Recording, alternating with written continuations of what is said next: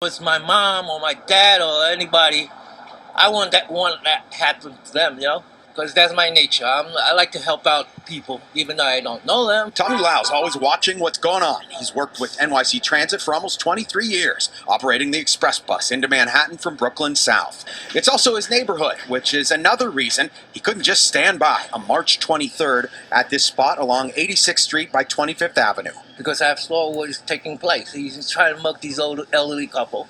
Next thing you know, he spat at me and punched me in the face. Then he called me a racial slur.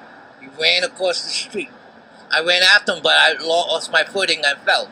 He's been off work since it happened almost 2.5 months ago. He applied for workers' comp, but it was denied because the attack happened while he was on a break.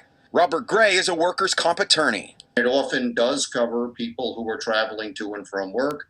It often does cover people who are on their lunch break. It almost always covers people who are on short breaks like coffee breaks. Here's the MTA's statement. They're required to follow state law when making decisions on workers' comp. Those who believe the law falls short in covering this case can and should lobby the NY legislature to change it. There's nothing in the law that says outright that this is not a case that's covered under the law. They've chosen to mount a defense. They could just the same have chosen to accept the case. Tommy Lau still loves his job in his neighborhood and can't wait to get back to work. I would do again if I see injustice being done.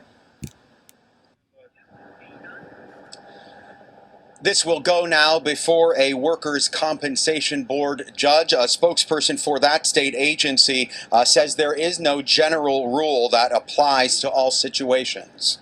Live in Kips Bay, Greg Mocker, Pix 11 News.